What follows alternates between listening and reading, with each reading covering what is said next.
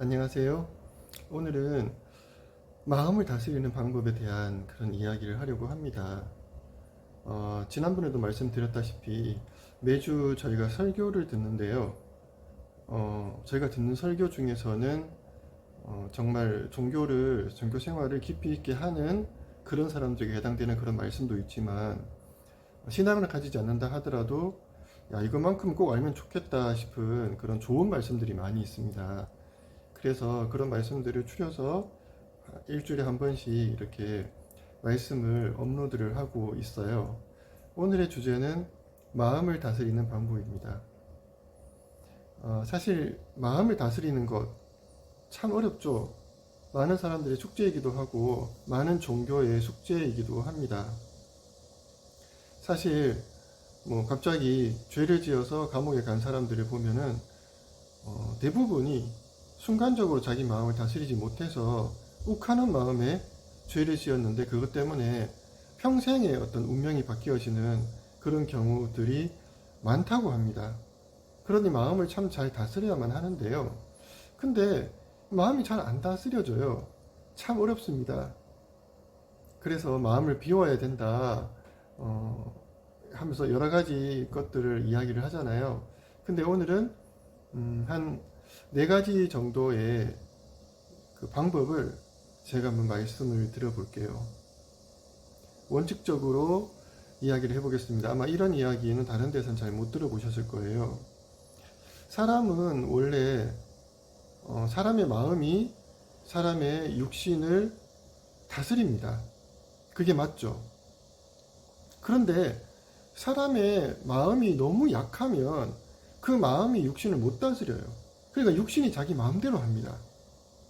대표적인 케이스가 예를 들면 정신병자라든지, 아니면 쉽게 우리가 볼 수 있는 걸로 그냥 술이 엄청 많이 취했어요.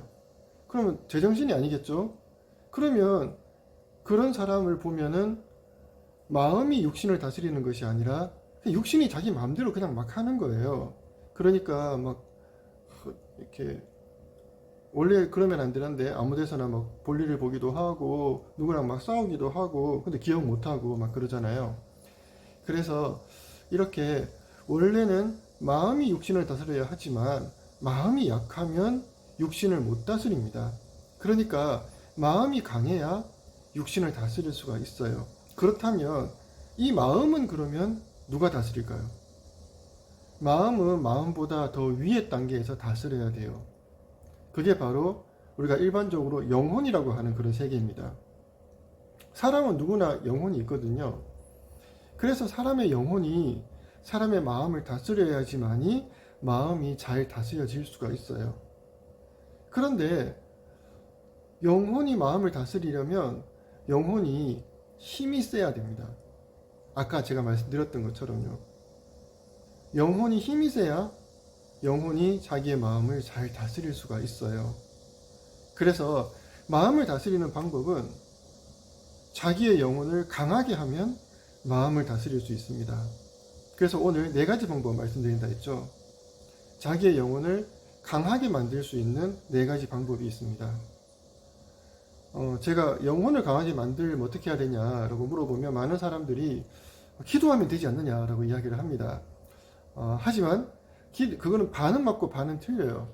기도를 하는데 어떤 마음으로, 어떤 생각으로, 어떤 방향으로, 어떤 내용으로 기도를 하느냐에 따라 가지고 사람이 영적이 될 수 있는 것이고, 영적으로 강해질 수도 있고 오히려 영적으로 약해질 수도 있습니다. 그래서 자기의 마음을 다스리기 위해서, 나를 영적으로 강한 사람으로 만들기 위해서, 내 영혼이 강해지기 위해서 첫 번째 방법이 있습니다. 기본적으로 사람이 영적으로 강해지려면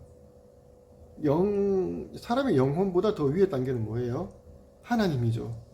그러니까 하나님이 자기의 영혼을 다스리는 것이 맞고, 자기의 영혼이 자기 마음을 다스리는 것이 맞고, 자기 마음이 자기 육신을 다스리는 것이 맞습니다. 이게 순리죠.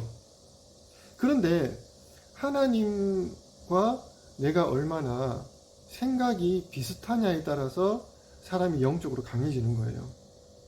그래서 나를 영적으로 강하게 만드는 첫 번째 방법은 바로 뭐냐면, 천지 만물을 창조한 창조주이신 하나님. 근데 그 하나님이 인생을 창조하시기만 하고 가만히 기다리는 것만이 아니라 하나하나 인간들의 세계에 사실은 보이지는 않지만 우리가 느끼지는 못하지만 다 개입을 하고 있어요.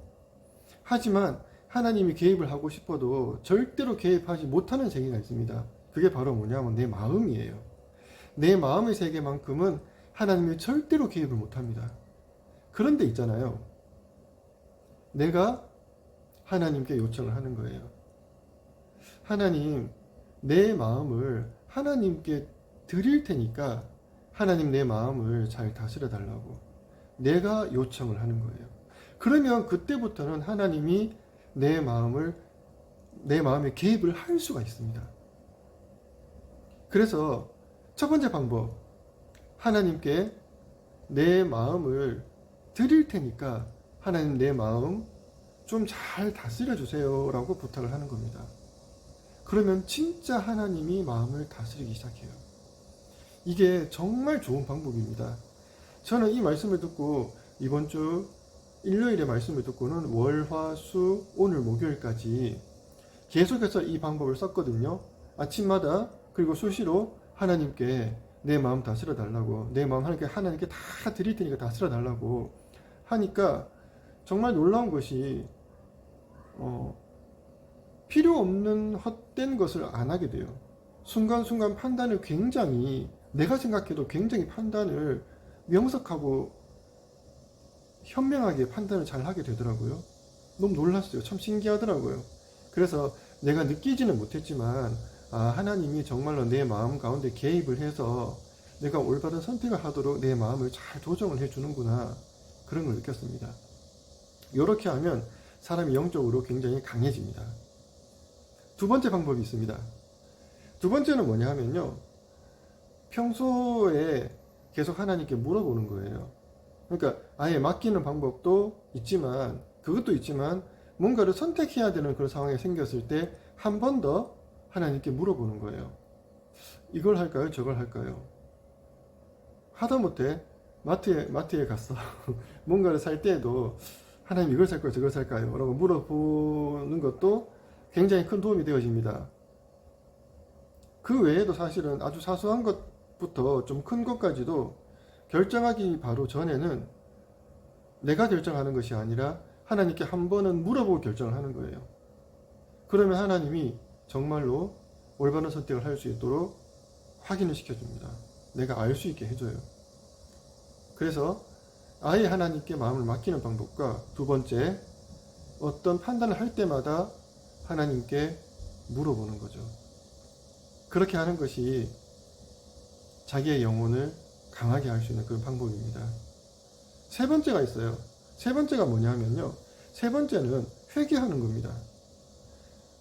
불교에서는 회심한다라고도 하고요, 교회에서는 회개라고 이야기를 합니다. 이게 뭐냐 하면요, 자기의 잘못을 뉘우치고 고치는 거예요. 그런데 이게 금방은 잘 안 고쳐진단 말이에요. 그러니까 뭐 모르겠다, 좀 고치다가 말고 다시 원래대로 돌아가고 이런 경우도 많이 있어요. 하지만 그렇게 하지 말고 자꾸 자기 마음을 깨끗하게 하기 위해서 노력을 하는 겁니다. 이게 자기 영혼을 굉장히 강하게 만듭니다. 그러니까 이 회개의 첫 번째 단계가 뭐냐 하면 자기의 잘못을 솔직하게 인정하는 거예요. 의외로 내 잘못을 내가 솔직하게 인정을 잘 못할 때가 많습니다. 그래서 솔직하게 인정하는 거예요. 근데 내가 행실로 잘못한 것도 있지만 내가 마음으로 잘못한 거 있잖아요.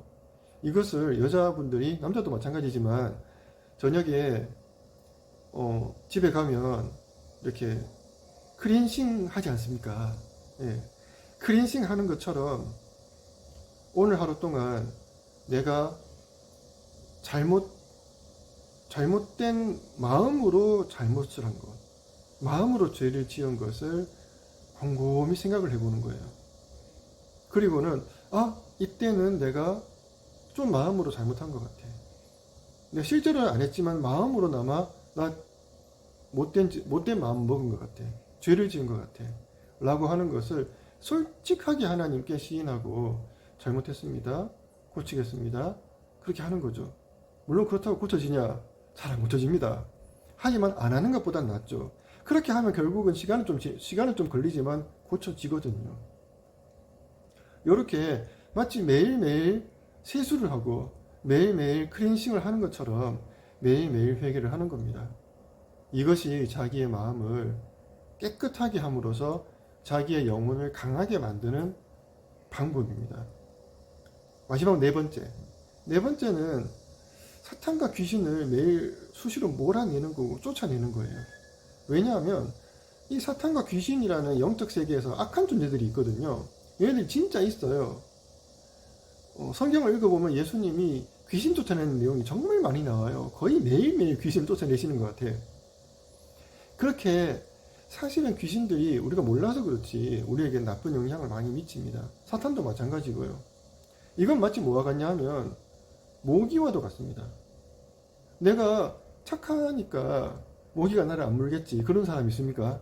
아니잖아요. 무조건 물지 않습니까? 그런 것처럼 사탄이나 마귀나 귀신이나 이런 악한 영들은요, 내가 뭐 어떻게 하든 말든 상관없이 어떻게든 나를 괴롭히려고 합니다. 내가 안 좋은 선택을 하게 하고 내 마음을 괴롭게 하고 내가 잘 판단을 못하게 하고 자꾸 어떻게든 그걸 괴롭히려고 합니다. 이런 것들이 계속 오거든요. 그러니까 그걸로 인해 가지고 내가 손해를 보는 경우가 의외로 되게 많이 있어요.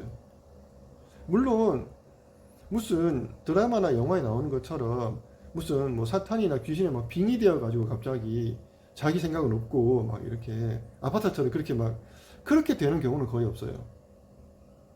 그런 경우는 없고 완전 내 생각인 것처럼 느껴지게 해서 나를 괴롭히거든요. 그래서 우리가 몰라요. 그러니까 마치 모기향을 피워서 모기를 쫓아내야지 모기한테 안 물리는 것처럼 우리가 수시로 사탄과 마귀를 귀신을 물리쳐야 됩니다. 물리치는 방법은 예수님께 부탁하는 거예요. 왜냐하면 예수님 그것 때문에 오셨거든요. 예수님은 그 일을 하러 오신 거예요. 마귀를 물리치기 위해서 오신 분이기 때문에 내 힘으로는 절대로 못 물리칩니다. 하지만 예수님께 부탁하면은 예수님이 해주세요. 마치 그러니까 퇴마사라고 하잖아요. 최고의 퇴마사가 예수님이시거든요. 그래서 그런 것들을 굿 안 해도 됩니다. 예수님께 부탁하면 진짜 다 물질러줘요. 요 네 가지 방법 잘 기억하시기 바랍니다. 그러면 정말 자기 마음을 잘 다스릴 수 있게 되어질 뿐더러 영혼이 굉장히 강해져요. 그래서 필요 없는 일을 안 하게 되고 필요 없는 생각을 안 하게 되고 정말 지혜롭게 행복하게 아주 자유롭게 인생을 살아갈 수 있게 되어집니다. 오늘은 마음을 다스리는 방법에 대해서 말씀드렸습니다. 여기까지 말씀을 마치겠습니다.